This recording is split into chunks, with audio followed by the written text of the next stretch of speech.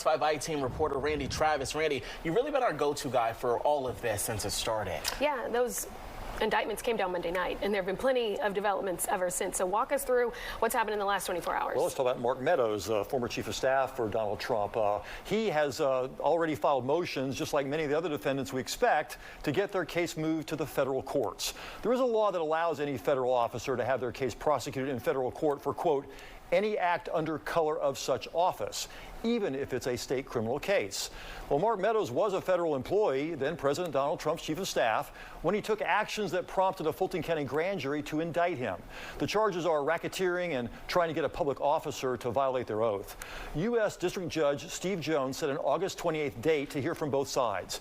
We expect former President Trump, Rudy Giuliani, and others to make the same argument at some point.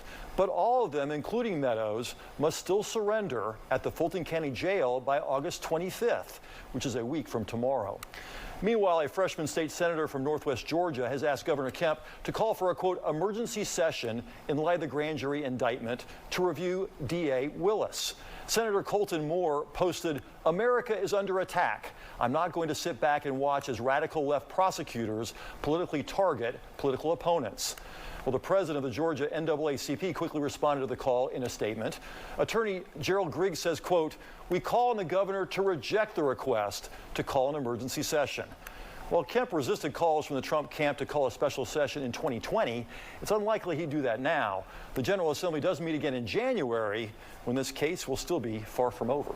Have we heard any reaction from Governor Kemp from this today at all? No, not today. Haven't heard anything yet. Okay. But if he does send something, we'll let you know. Yeah, right. Moving parts over here, moving parts over here. You're watching all of it. A lot of it going on. Yeah, thank you, Randy. Sure.